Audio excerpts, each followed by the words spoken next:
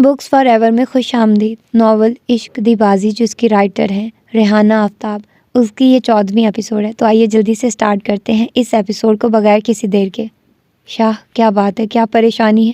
چودھری عصمت اس کے غمگین چہرے کی طرف تعجب سے دیکھ رہے تھے تو دوسری نظر اس کے پسٹل پہ تھی۔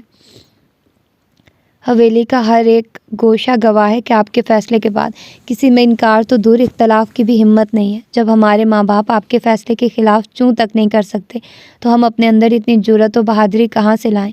شاذر شمون کی تمہید پہ چودھری عصمت کا چہرہ سرخ ہونے لگا۔ وہ پرسوچ نظروں سے اس پہ نظر جمائے بیٹھے تھے۔ بحالت مجبوری آپ سے ایک درخواست کرنے جا رہا ہوں، گستاخ لگوں تو آپ بے شک اس پسٹل کی ساری گولیاں میرے اندر اتار دیجیے گا۔ اس گستاخی کے لیے پیشگی معذرت چاہتا ہوں۔ شاذر شمون جیسا بے دھڑک انسان اس لمحے ہر لفظ سوچ سمجھ کر بول رہا تھا۔ چودھری عصمت خاموشی سے اس پہ نظریں جمائے بیٹھے تھے۔ دا جان، میں اشال سے شادی نہیں کر سکتا۔ بالآخر وہ دقیق جملہ اس کے منہ سے نکل ہی گیا جس کے لیے تمہید باندھی تھی۔ یہ سننا تھا کہ چودھری عصمت کی پیشانی پہ شکنوں کا جال بچھ گیا۔ وجہ ان کی سرد و خشک آواز سنائی دی۔ چودھری عصمت کا لاکھ احترام کرنے کے باوجود ان کے سامنے کوئی بھی بات کرنے سے قبل کوئی الجھن پیش نہیں آئی تھی جتنی اس گھڑی درپیش تھی۔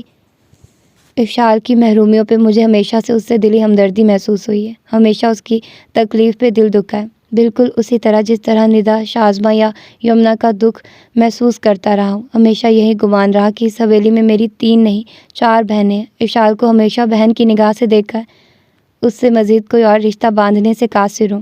وہ اپنی الجھن گوش گزار کر ہی گیا، جسے سن کر چودھری عصمت کے چہرے پہ اطمینان بھرے تاثرات ظاہر ہوئے۔ شادی سے پہلے ہر لڑکی بہن ہی لگتی ہے، اس میں ایسی کوئی بات نہیں۔ کزن کو بہن کہہ دینے سے وہ محرم نہیں ہو جاتی۔ ساری کہانی کہنے کے بعد چودھری عصمت اس مسئلے کو کوئی اہمیت دینے کو تیار نہ تھے۔ ان کے تئیں یہ اتنا بڑا مسئلہ نہیں تھا۔ رشتے صرف خون کے ہی سگے نہیں ہوتے دا جان، کچھ رشتوں کو دل خون سے زیادہ اہمیت دے دیتا ہے۔ میرا اشال کے ساتھ ایسا ہی معاملہ ہے، اس لیے آپ سے ہاتھ جوڑ کر فیصلے میں نظر ثانی کی درخواست کر رہا ہوں۔ آپ کے حکم سے کبھی سرتابی نہیں کی، سب جاننے کے بعد بھی آپ کہیں کہ تو یہ حکم بھی بجا لاؤں گا، لیکن اس حکم کی تعمیل کے بعد آپ کا شاہ اپنی ہی نظروں میں گر جائے گا اور یہ میری موت سے کہیں بڑھ کر ہوگا۔ موت میں تو ایک بار جان نکلتی ہے، جبکہ اس تعمیل کے بعد میں پل پل مروں گا۔ چودھری عصمت کے فیصلے کے بعد سے وہ ایک عجیب سی وحشت کا شکار ہو گیا تھا۔ وہ کسی طور اشال کے لیے نہیں سوچ سکا تھا اور اب یہی وحشت اس کے لفظوں سے عیاں تھی۔ چودھری عصمت پہوے سکیڑ کر اس کے جھکے سر اور جھکی نظروں کو بغور دیکھ رہے تھے۔ وہ اندھے فیصلے کرنے کے عادی تھے، مگر وہ اختلاف بھی سر اور نظریں جھکا کر رہا تھا، اپنی جان کو داؤ پہ لگا کر اپنے تحفظات گنوا رہا تھا۔ اسے میری پہلی اور آخری درخواست سمجھ کر قبول کر لیں۔ وعدہ رہا زندگی میں آپ کے کسی حکم کو نہ ماننے کی گستاخی کرنے سے پہلے شاذر شمون کٹ کے مرنا پسند کرے گا۔ اشال کے علاوہ آپ جہاں چاہیں جس سے چاہیں شادی کر دیں، سر تک نہ اٹھاؤں گا۔ پلیز دا جان اپنے فیصلے میں ترمیم کر لیں۔ وہ جس معاملے کو اہمیت دینے کو تیار نہ تھے وہ اس کی جان پہ بنی ہوئی تھی۔ چودھری عصمت سوچ میں پڑ گئے۔ یہ چودھری عصمت کے فیصلوں کی تکریم ہی تھی جو شاذر شمون نے اپنے تحفظات اپنے والدین تک سے بیان نہیں کیے تھے۔ ان کے فیصلوں کی حرمت کا اس قدر خیال تھا کہ وہ ان کے روبرو ہی التجا کر رہا تھا۔ یہ چودھری عصمت کا کردار ہی تھا جو جاہ و جلال میں لپٹا ہونے کے باوجود اس کے دل کے بے حد قریب تھا۔ کہیں ثانیے کے لیے کمرے میں مکمل خاموشی چھائی رہی۔ شاذر شمون کے پاس بھی جیسے اب بولنے کو کچھ نہ بچا تھا، سو وہ چپ ہو کر ان کے بولنے کا منتظر تھا۔ اس کی ہر حس سماعت بنی ہوئی تھی۔ سنا تھا اصل سے سود پیارا ہوتا ہے، لیکن جب تم اور تمہارے چند سال بعد سمہان دنیا میں آیا تو ہمیں اس جملے کی حقیقت سمجھ آئی۔ اتنا پیار تو ہم اپنے چاروں بیٹوں سے نہیں کرتے جتنا تم دونوں سے کرتے ہیں۔ اس کی وجہ صرف ہماری دلی کیفیات نہیں بلکہ تم دونوں کی ذہانت، لیاقت، بہادری، تعظیم اور فرما برداری ہے۔ جو کام ہمارے بیٹوں کو کرنا چاہیے وہ تم دونوں نے چھوٹی عمروں سے بن کہے اپنے سر لے لیے اور ہمیں ہر فکر سے دور کرتے چلے گئے۔ آج ہمیں یہ اقرار کرنے میں کوئی عار نہیں کہ اس حویلی کی بنیاد میرے دونوں پوتوں کی افہام و تفہیم کی بدولت قائم ہے۔ ہمارے چاروں بیٹوں نے کہیں نہ کہیں اپنی مرضی کر کے جیسے تیسے ہمیں منا ہی لیا۔ فیروز کو پڑھائی نہیں کرنی تھی، اس نے میٹرک کر کے چھوڑ دی، جبکہ ہماری خواہش تھی کہ وہ بھی اعلیٰ تعلیم حاصل کرے۔ بخت نے ڈاکٹری پڑھی اور گاؤں کی بجائے شہری مریضوں کا علاج کرنے لگا جہاں پہلے ہی ڈاکٹرز کی کمی نہیں تھی۔ رہا جہانگیر، اس نے تو ہماری محبت کا سب سے زیادہ ناجائز فائدہ اٹھا کر سب سے زیادہ منمانی کی، اتنی کی حویلی کی بنیادوں کو ہلا ڈالا۔ بچہ اسفند تو اس نے تو الگ ہی مزاج پایا. حویلی میں رہتا ضرور ہے لیکن اس میں حویلی والا مزاج نہیں. لوگوں کے گھر بناتا ہے لیکن اپنا گھر حویلی میں بھی قبول نہ کر سکا. عجیب درویش منچ طبیعت پائی ہے اس نے. فیصلہ کرنے پہ اکثر ہمیں ہی اللہ اور رسول اللہ صلی اللہ علیہ وسلم کی حدیث سنانے لگ جاتا ہے. برسوں بعد جیسے چودھری اشمت کی زبان کے بند قفل کھلے تھے. بیٹوں کا مزاج یاد کر کے ان کے لبوں پہ دھیمی مسکان پھیل گئی تھی. وہ جیسے بیٹوں کے بچپن سے لڑکپن میں سفر کر رہے تھے. بیٹوں نے بھلے کہیں نہ کہیں ہم سے اختلاف کیا لیکن انہی بیٹوں کے طفیل ہمیں تم اور سمہان ملے. در حقیقت تم دونوں ہمارے بازو. تم دونوں کی طرف سے ہمیں ذرا جو کبھی ٹھیس لگی تو سمجھو ہمیں مات ہو گئی. وہ جذب سے کہہ رہے تھے. شاذر شمون نے بے ساختہ پہلو بدلا تھا. ٹھیس پہنچانے میں تو شاید اس نے پہل کر دی تھی. یہ تم پہ مان ہی تھا جو ہم نے تمہاری رضا جانے بنا اشال سے تمہاری بات طے کر دی. لیکن اب تمہارے تحفظات. وہ ایک ثانیے کو رکے. شاذر شمون کو ان کی خاموشی سے بے چینی ہونے لگی. وہ کہیں ثانیے تک گہرے مراقبے میں چلے گئے. جب کبھی کسی گہری سوچ میں ڈوبتے تو سامنے موجود شخص کو فراموش کر جاتے تھے.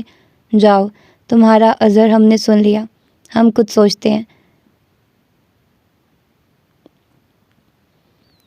اس کے بعد ہی حتمی فیصلے سے آگاہ کر سکیں گے. شاذر شمون کے لیے اتنا ہی بہت تھا کہ وہ سوچنے پہ تیار ہو گئے تھے. ان کا اشارہ پاتے ہی وہ اپنی جگہ سے اٹھ کھڑا ہوا. بہت شکریہ داجان. شاذر شمون کو ان کے ٹھنڈے انداز پہ حیرانی ہوئی. وہ واقعی اس سے بہت محبت کرتے تھے تبھی اس کا انکار سننے کے بعد بھی نرمی برت رہے تھے. اسے بھی لیتے جاؤ اور پھر کبھی ہمیں امتحان میں مت ڈالنا. اپنے پوتوں پہ گولی چلانے سے پہلے ہم خود مرنا پسند کریں گے.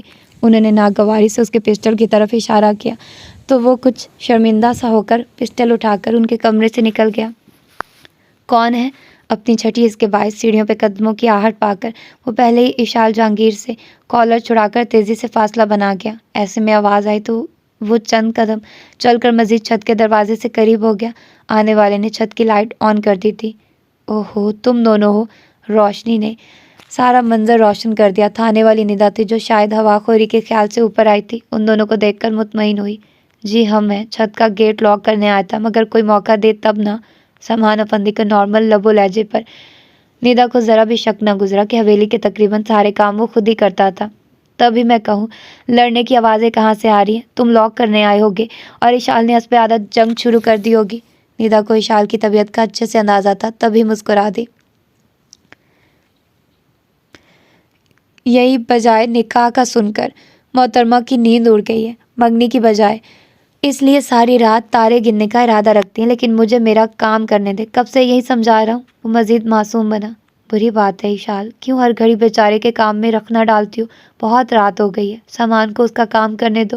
نیچے چلو میرے ساتھ ورنہ پھر اس سے لڑنے لگ کھڑی ہو جاؤ گی. نیند نہیں آ رہی تو ہم کوئی مووی دیکھ لیتے ہیں. ندا بڑی ہونے کے ناطے بہت سمجھدار معاملہ فہم اور محبت کرنے والی لڑکی تھی. حویلی میں اشال کی سب سے زیادہ کسی سے بنتی تھی تو وہ ندا ہی تھی. ندا اشارہ کر کے سیڑھیوں سے واپس پلٹنے لگی تو وہ خون خوار نظروں سے سمہان افندی کو گھورتے اس تک آئی. کب تک رکھوالی کرو گے میری؟ چھت سے نہ کود سکی تو کیا ہوا؟ کمرے میں اپنی کلائی تو کاٹ ہی سکتی ہوں. اب کیا میرے روم کے باہر چوکی داری کرو گے؟ وہ جو ندا کے کچھ نہ سمجھنے پہ ٹھیک سے شکر ادا بھی نہ کر سکا تھا اس کی دبی سرگوشی پہ سن سا ہو گیا. اپنی خواہشات سے نکل آؤ اشال. اپنوں سے جنگ مت کرو. بہت پچھتاؤ گی. خود غرضی کبھی بھی چین سے جینے نہیں دیتی. وہ ناسہانہ انداز اختیار کر گیا. در حقیقت اسے سمجھ نہیں آ رہی تھی وہ کس طرح اسے سمجھائے کہ وہ راضی ہو جائے. Shut up. بند کرو اپنا لیکچر. جہاں جینا بھی کون چاہتا ہے. درست لہجے میں کہتی وہ سر جھٹک کر آگے بڑھ گئی کہ ندا سیڑھیوں پہ انتظار کر رہی تھی. سمہان افندی کہیں ثانیے تک ہل بھی نہ سکا. ماشاءاللہ بڑے ہی اچھے اور شریف لوگ ہیں. یاسر تو تصویر سے زیادہ اچھا لگا. وہ لوگ جلدی رسم کے لیے آنا چاہ رہے ہیں. بس جلدی سے یہ معاملہ بھی نبٹ جائے گا انشاءاللہ. منزا خوشی سے دونوں کو یاسر کے گھر ہوئی گفتگو سے آگاہ کر رہی تھی. واو کانگریٹس انو. ماورا یحییٰ نے انوشا کو ٹہوکا دیا تو وہ جھیم کے مسکرا دی. شادی کا کب تک ارادہ ہے ان لوگوں کا؟ ماورا کو ایکسائٹمنٹ ہونے لگی. میری تو خواہش ہے جلد سے جلد کر دوں لیکن یاسر کا بڑا بھائی اگلے ماہ کینیڈا سے آئے گا تو اس کے آنے کے بعد ہی یسرا بہن تاریخ دیں گی. انشاءاللہ 2-3 مہینوں میں رخصت ہو جائے گی انوشا. منزا نے مسکراتے ہوئے انوشا کو دیکھا تو اس کے چہرے پہ تردد کی لکیریں نمودار ہو گئی. اماں ہمارا کون سا باپ بھائی ہے جو اتنی جلدی شادی کے انتظامات کر لے گا؟ آپ کہاں سے کریں گی اتنی جلدی سب کچھ؟ انوشا کو جہاں بات طے ہو جانے کی خوشی تھی وہیں اپنے حالات سے بھی واقفیت تھی، تبھی فکر و تردد سے کہنے لگی، بیٹا اوروں کی طرح میں اپنی بیٹیوں کو عالی شان جہیز تو نہیں دے سکوں گی، لیکن تھوڑا سکون ہے کہ تم دونوں کے لیے کچھ زیور رکھے ہوئے ہیں، 2 تولے کے 2 سیٹ ہیں جو اسی دن کے لیے سنبھال رکھے تھے کہ اپنی بیٹیوں کو دوں گی۔ منزا کو ایک اسی طرف سے آسرا تھا، ان کے پرانے ٹھوس سونے کے 2 سیٹ ٹرنک میں آج بھی کپڑوں کی پوٹلی میں رکھے ہوئے تھے۔ لاکھ حالات برے آئے، فاقے کیے، مصیبتیں آئیں، لیکن انہوں نے اس سیٹ کی کبھی کسی کو ہوا تک نہ لگنے دی۔ ارے واہ اماں، آپ گولڈ کے سیٹ پہنتی تھی، بابا نے بنوائے تھے؟ یعنی بابا سے پہلے ہمارے حالات بہت اچھے تھے، کاش بابا نہ جاتے۔ حیرت و خوشی کا اظہار کرتے ماورا آخر میں دکھی ہو گئی۔ ہاں بیٹا، بابا سے پہلے ہمارے حالات بہت اچھے تھے۔ ماورا کہنا تو یہی چاہتی تھی کہ بابا کے ہوتے، لیکن اس نے مشکلوں پہ دھیان نہ دیا۔ تو منزا عجب یاسیت بھری لہجے میں تائید کر گئی۔ دکھ درد کی لہریں وجود کو گھیرنے لگی،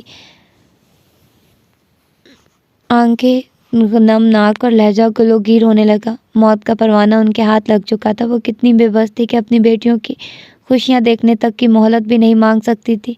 ہم شادی کی بات کر رہے تھے، کیا کیا تیاری کرنی ہوگی؟ ماورا یحییٰ نے جب دیکھا کہ منزا پر پھر سے قنوطیت کا دورہ پڑنے لگا ہے تو وہ انہیں کھینچ کر حال میں لے آئی۔ خود کو سنبھالتی منزا بھی مسکرا دی۔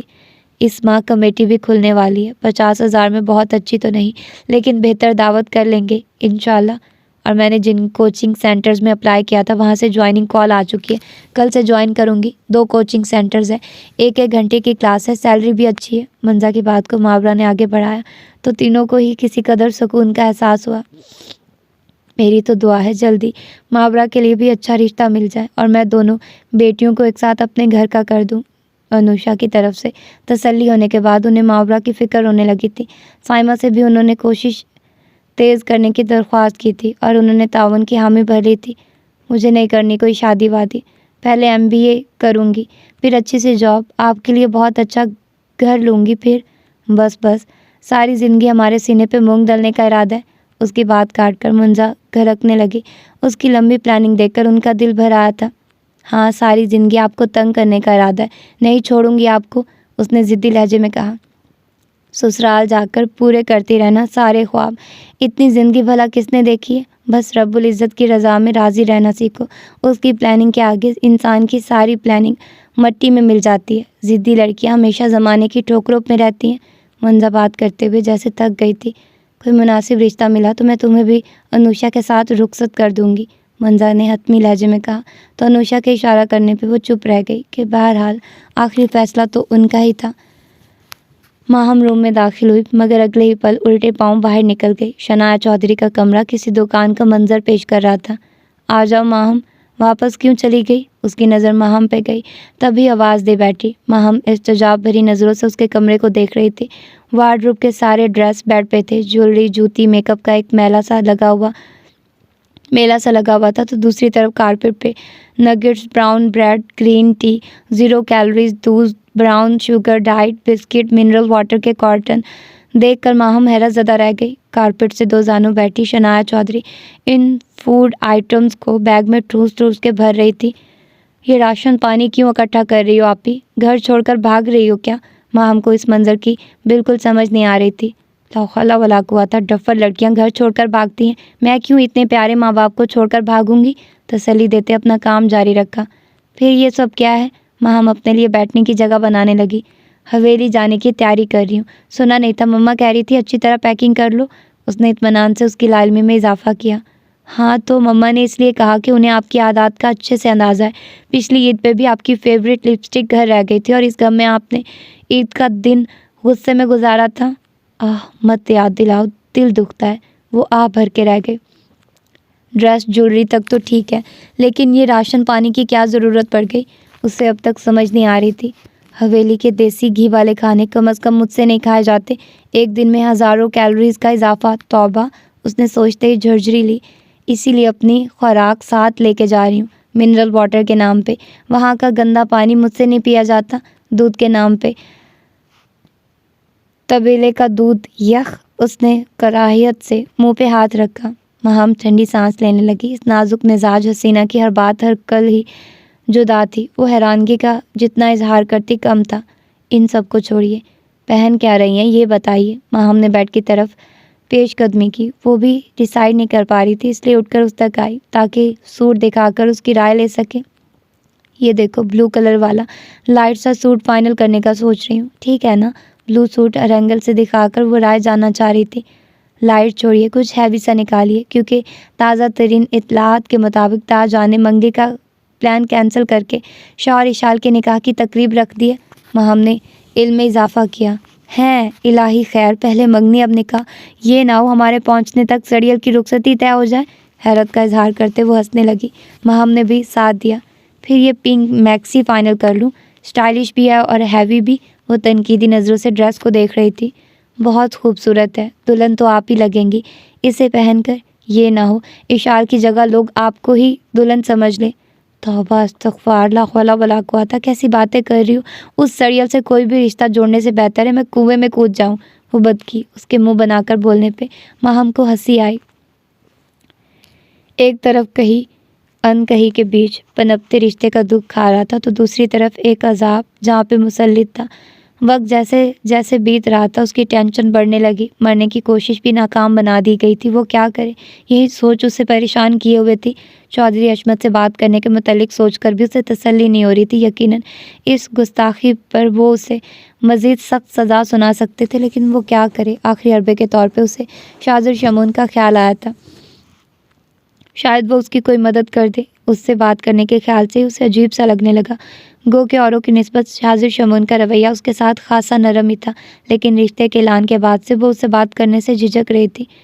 دوسری بار مرنے کی کوشش کرنے سے پہلے کیا یہ بہتر نہیں کہ جینے کے لیے کوشش کی جائے؟ اگر ویرے نے بھی منع نہ کیا تو میں خود داجان سے کہہ دوں گی یہ شادی نہیں کر سکتی، پھر بھلے وہ خود گولی مار دے، کم از کم خودکشی کے لیے ہلکان تو نہیں کرنا پڑے گا نا، پلان تو نہیں کرنا پڑے گا۔ بڑبڑاتے ہوئے اس نے اپنی سوچ کو عملی جامہ پہنانے کی ٹھانی۔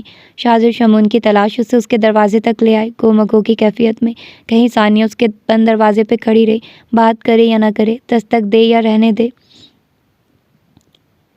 وہ اسی ادھیڑ بند میں جھنجھلا کر دروازہ نوک کر گئی، چونکہ ذہن پریشانیوں کے ماجگہ بنا ہوا تھا، اس لیے خیالوں کی یورش میں دروازے پر ہاتھ ذرا زور سے پڑ گیا۔ قدموں کی آہٹ نزدیک آنے لگی تو وہ مزید متوش ہوئی۔ تم؟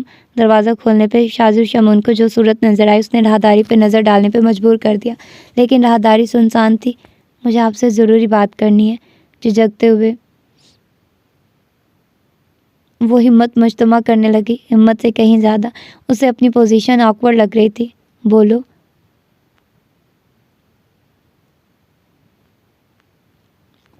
شاذر شمون کا انداز دو ٹوک تھا۔ وہ جلد سے جلد اس کی بات سن کر اسے چلتا کرنے کے موڈ میں تھا، لیکن اس کی الجھن یہ تھی کہ کیسے کچھ کہے۔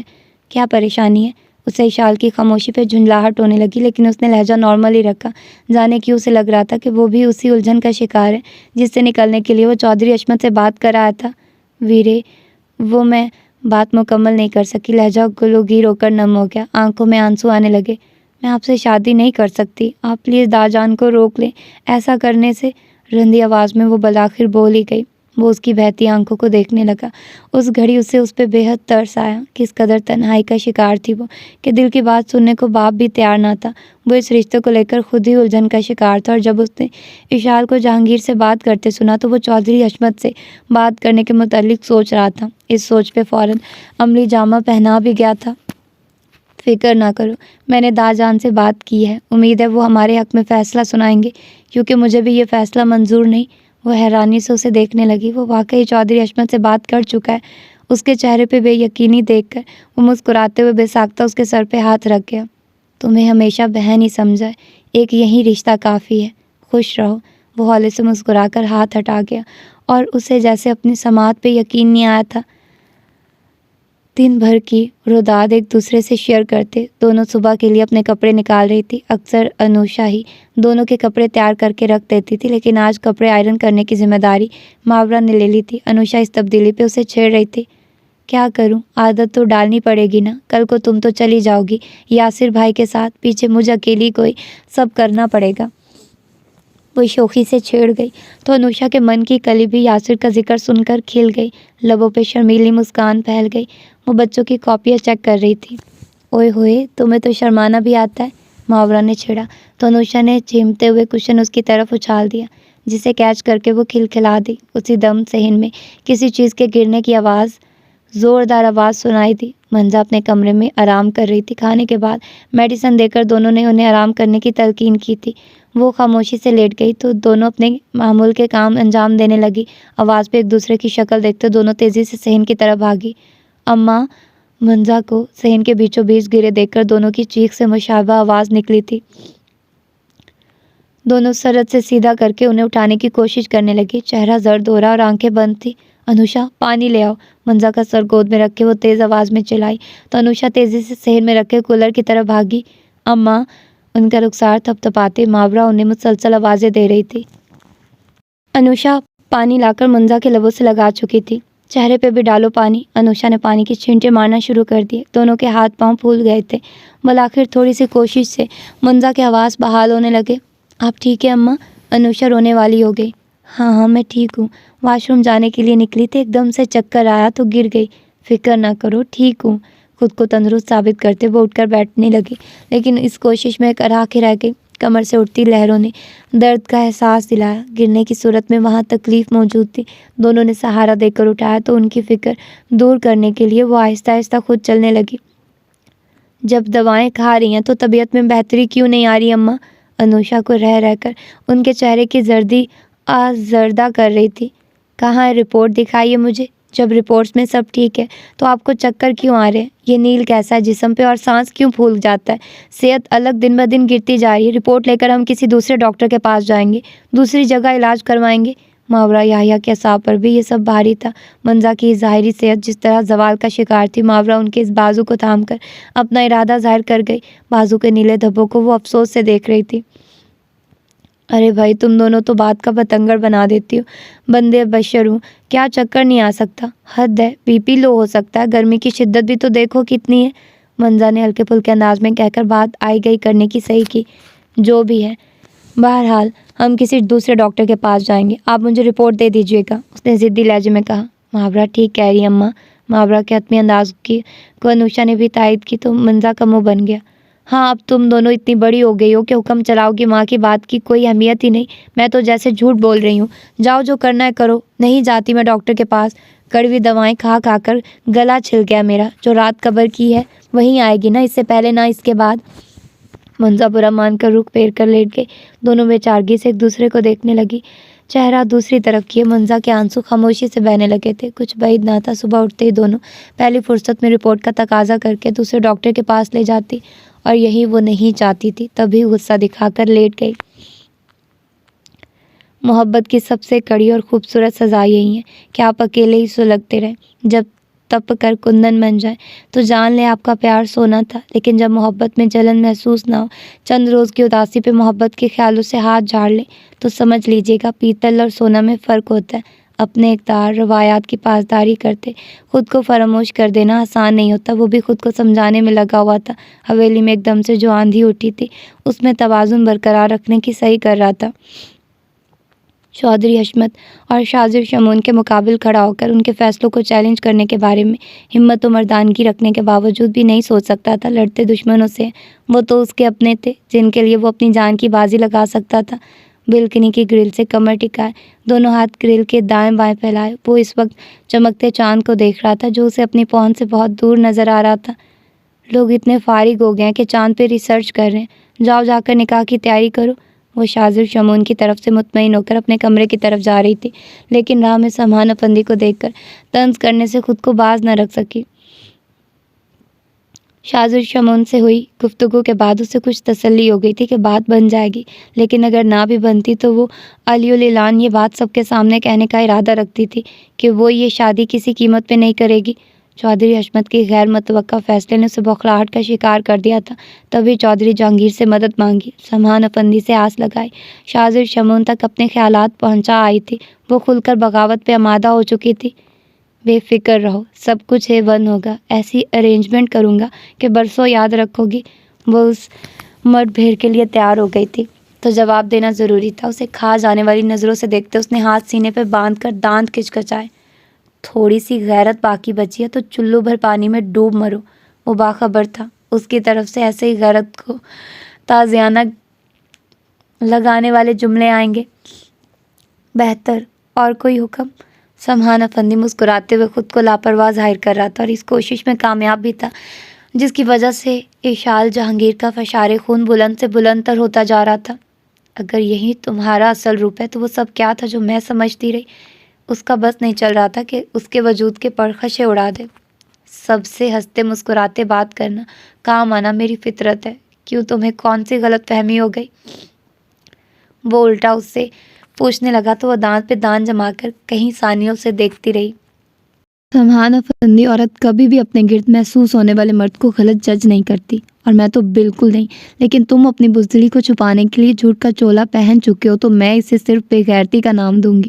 مجھے خبر نہیں تھی پسٹل رکھ کر بے دھڑک انسانوں کی جان لینے والے کی جب اپنی جان پہ بن آئے گی تو وہ اتنی بزدلی دکھائے گا کہ خاموشی سے دستبردار ہو جائے گا۔ سنا تھا غیرت مند مرد اپنی من پسند چیز کسی کو نہیں دیتا، لیکن تم تو خود کو غیرت مند بھی ثابت نہ کر سکے۔ انگارہ لفظ سمحان افندی کو سلگانے لگے تھے۔ مٹھیاں بھیج کر وہ ضبط کے کن مراحل میں تھا یہ اس کے چہرے سے اندازہ لگانا بے حد مشکل تھا۔ جتنے بڑے بڑے لفظ وہ اس کے منہ پہ مار رہی تھی اسے برداشت کرنا عام بات ہرگز نہیں تھی، مگر وہ سیلف کنٹرول پرسن تھا، یوں بھڑکانے پہ بھڑکنا اس کا شیوا نہیں تھا۔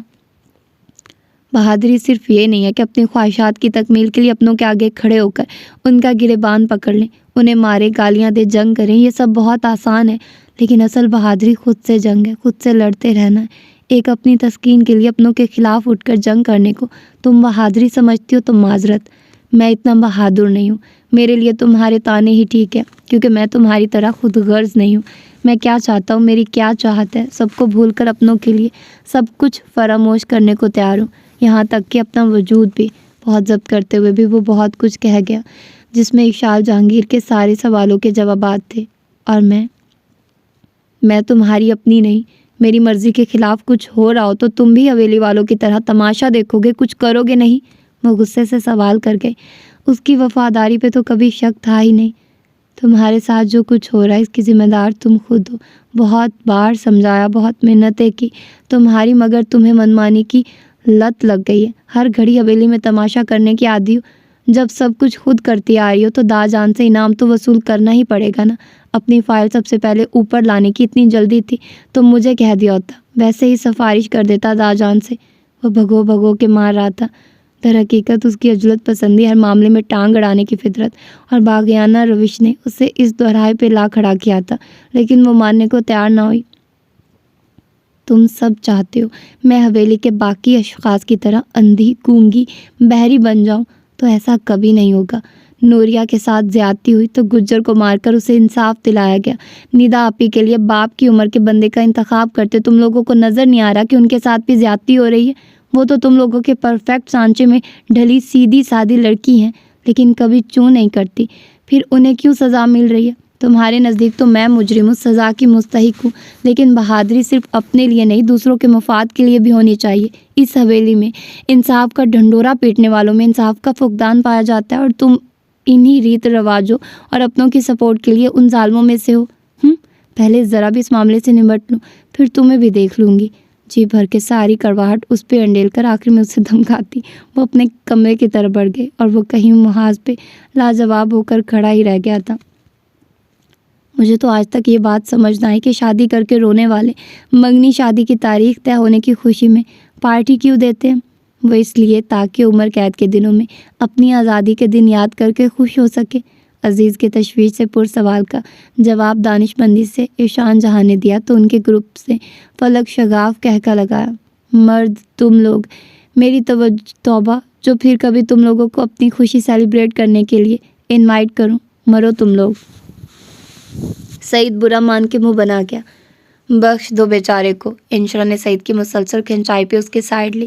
سعید نے منگنی طے ہو جانے کی خوشی میں ان سب کو ٹریٹ دی تھی۔ وہ سب دو دریا کے ریسٹورنٹ میں بیٹھے ہوئے تھے، کھانے کے ساتھ انصاف کرتے سب سعید کی کھنچائی میں برابر کر رہے تھے۔ خاصا خوشگوار ماحول تھا۔ ایشان جہاں بھی ان سب کے ساتھ انجوائے کر رہا تھا۔ ہنستے مسکراتے ایشان جہاں کی نظریں سامنے اٹھی۔ کچھ اوباش لڑکے نشے میں بیٹھے ہوئے تھے اور ویٹرس انہیں سرو کرتے کچھ ہچکچاہٹ کا شکار ہوتی پریشان نظر آ رہی تھی۔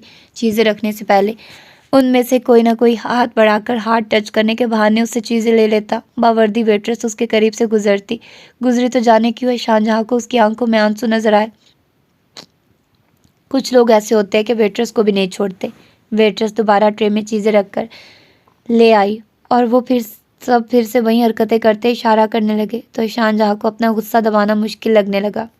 کیوں، کیا ہوا؟ اوہ، سب نے تعجب سے کہا اور اس کی نظروں کی تقلید کرتے ان کی آنکھیں بھی وہ منظر دیکھنے لگی تو سب کے منہ معنی خیزی سے کھلے رہ گئے۔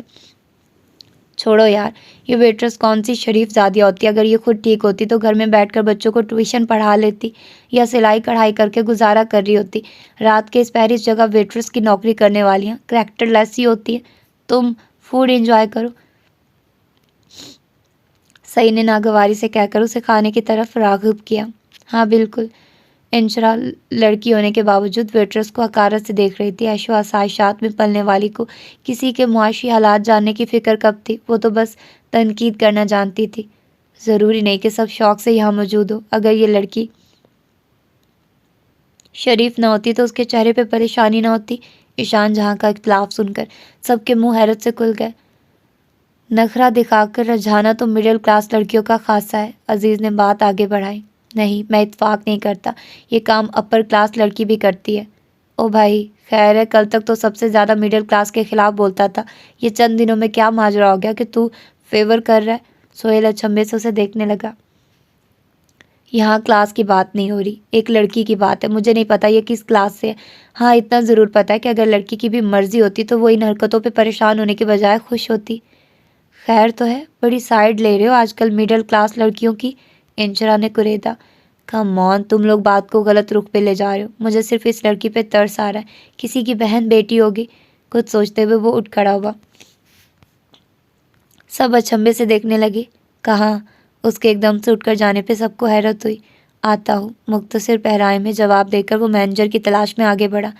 اس ٹیبل پہ اب ویٹرس کو مت بھیجنا، کسی میل ویٹر کو کہو اس ٹیبل کو اٹینڈ کرے۔ مینیجر اس کی ہدایت پہ اچنبھے سے اسے دیکھنے لگا۔ کیوں سر؟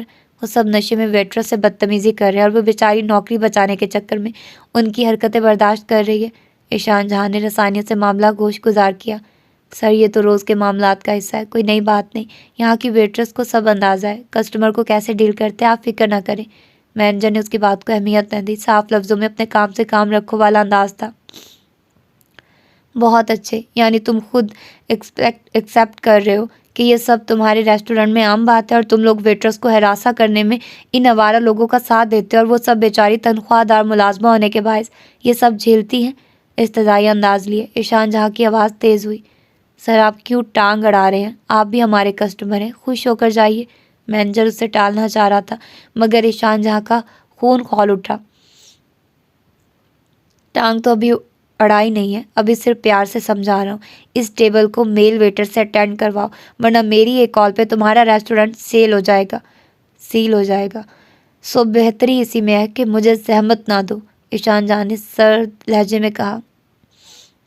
تو مینیجر اس کے دھمکی امیز انداز پہ چپ رہ گیا۔ آپ کی تعریف؟ اسے بھرم کی وجہ سمجھ نہیں آ رہی تھی۔ سر یہ انکاؤنٹر اسپیشلسٹ چودھری جہانگیر کے بیٹے ہیں۔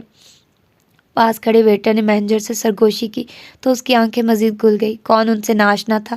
اوکے سر، میں کرتا ہوں۔ مینیجر نے اسے مطمئن کیا تو وہ اپنے گروپ کی طرف آ گیا جہاں وہ سب تھے۔ سامنے والی ٹیبل پہ موجود لڑکے میل ویٹر پہ شور کرنے لگے تھے، ویٹرس کا پوچھ رہے تھے اور اس کے آف کرنے کا سن کر اسے باتیں سنا رہے تھے۔ ایشان جہاں کا جی چاہ رہا تھا نشے میں دھت ان سب کو دوسری دنیا میں بھیج دے۔ وہ کولڈ ڈرنک لے کر سائڈ پہ جا کھڑا ہوا جہاں سے سمندر کا منظر بے حد واضح تھا۔